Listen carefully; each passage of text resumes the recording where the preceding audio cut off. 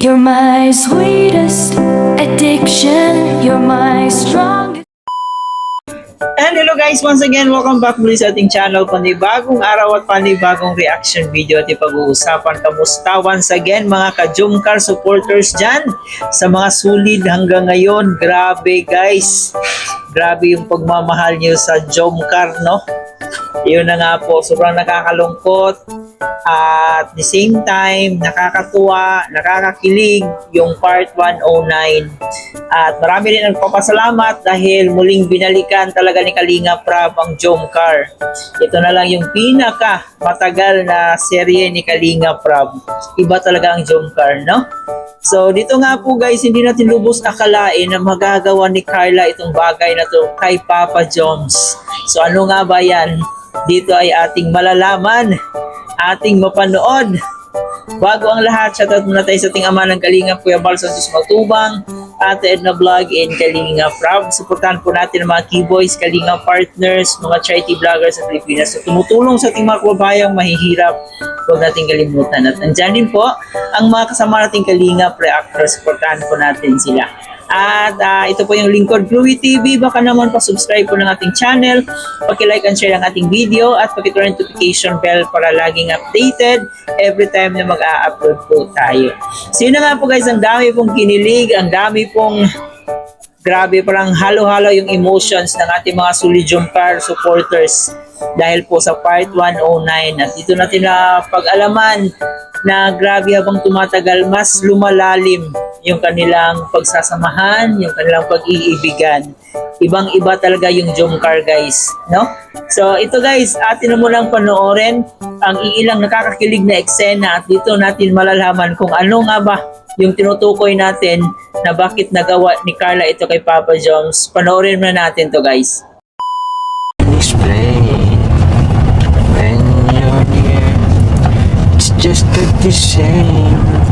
I try to hide it, try not to show it. It's crazy, how could it be? Sino mag-akala na isang taga-talong na katulad mo ay iibig sa isang nagbenyong katulad ko? I'm falling for you. Diba naman ako? I'm falling for you.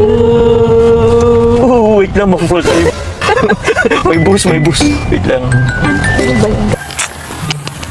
Thank you. Sinamahan mo ako ulit dito. Siyempre, may merindahan eh. Sorry, wala yun. Lagi kasi yung nagpapamerda si mama mo eh, kaya yun yung na-miss ko. Pero siyempre. Nag-miss ka din nila eh. Siya? Nag-miss ka na din nila. Ba't nila sinasabi sa akin? Paga. May sikreto ako. Ay, apa eh. Tara na. Baka nakita na si mama mo dun. Di ba patapos naman yung bahay natin? Pati pagkatapos na yung bahay natin, mapasa na tayo. Sorry! Wait lang, sorry! Kasi, ikaw namang out of nowhere. Basta-basta ka na lang namanggit niya. Ma! Tanya! Sige, okay na yan. Sorry! Sige, okay na yan.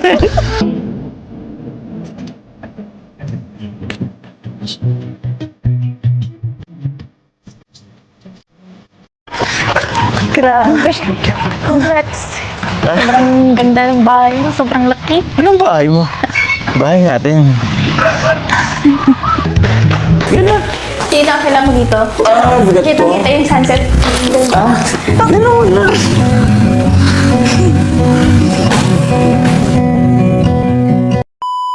Grabe, halo-halo talaga ang emotions ng ating mga ka-Jomcar dyan.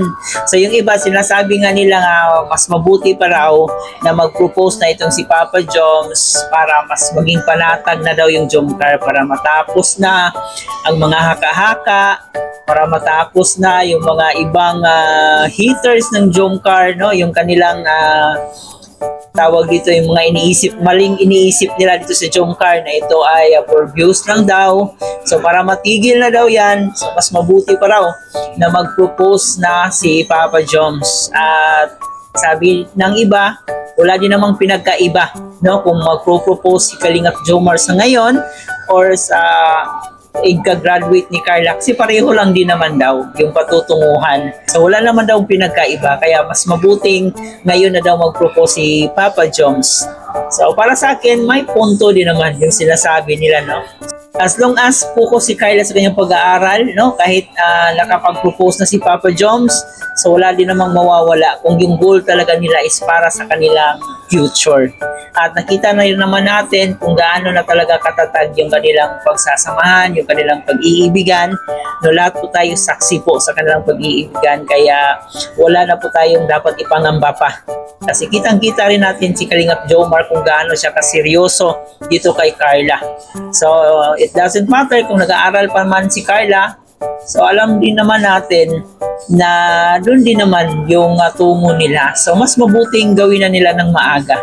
Pero yan ay suggestion lang naman. So, nasa kanila pa rin po kung ano yung desisyon nila. And nakikita rin po natin si Carla sa ngayon kasi marami pa siyang mga responsibilidad na dapat gampanan bilang isang breadwinner. At alam natin na may mga kapatid pa siyang medyo matagal-tagal pa na dapat niyang suportahan. So, naintindihan rin po natin si Carla na minsan stress siya, no?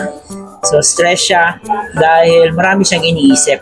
Pero kahit ganun pa man, no? Napaka-professional ni Carla kasi parati niyang pinapakita sa atin na talagang kayang-kaya niya. No? Kayang-kaya niya ito dahil sa kanyang pamilya. Talagang napaka-responsableng bata itong si Carla. So kaya naman deserve nila ni Kalingap Jomar ang isa't isa dahil napakabuting tao po nila. Kaya yung mga mababait na tao ay para talaga yan sa mga mababait din.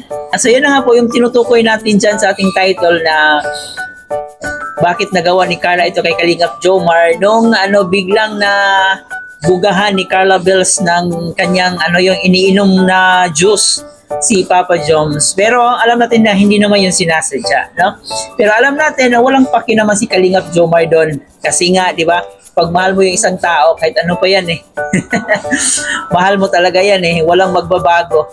So, yun, masaya po tayo sa nangyari sa Jomcar ngayon and tuloy-tuloy pa po yung aabangan natin dito sa Jomcar. Alam kong marami pa at hindi pa dito magtatapos ang Jomcar, kaya patuloy pa po nating suportahan. So, kayo ba guys, kung kayong tatanungin, payag ba kayo na habang mas maaga pa ay mag-propose na si Kalingap Jomar? So, i-comment nyo po dyan ang inyong sagot sa ating comment section. Maraming salamat kayo sa inyong pagsama. Maraming salamat sa inyong oras dito sa panonood ng ating reaction video. Ito po yung host sa si Chloe TV. Thank you for watching.